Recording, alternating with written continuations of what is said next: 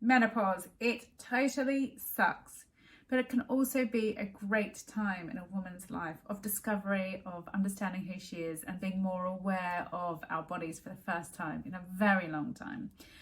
And it's just such a shame that in January 2023, the UK government rejected the right for menopause to become a protected characteristic. Not only that, but they said that it would not be fair to allow for women to have this protection because it could discriminate against men who may be sick for a long period of time. Now, for me, I was pretty pissed off, I have to admit. I just felt like this was a complete ignorant attitude towards menopause and what's going on for women at this time. So in case you didn't know, menopause is not a permanent thing. It does go on for many years for a lot of women. Perimenopause is the first part of the menopause transition.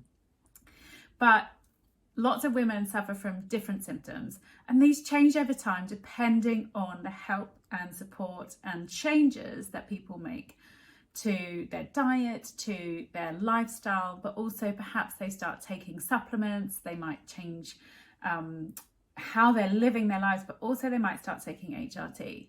Now, HRT is something that can benefit a huge number of women, but equally a lot of women don't want to take it or it is not suitable for them. And that is a choice, and that's completely fine. And I think everyone is entitled to have that choice.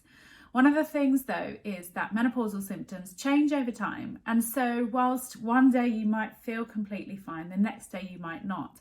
And HRT and supplements and things need to be adjusted over the course of that menopause transition period to really help support women during that time. Now, okay, it might take 10 years for some women to go through this entire process, which sucks for us, right?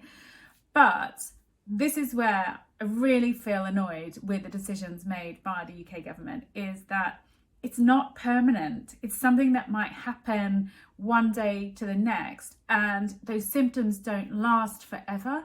They might last for periods of time, yes, definitely.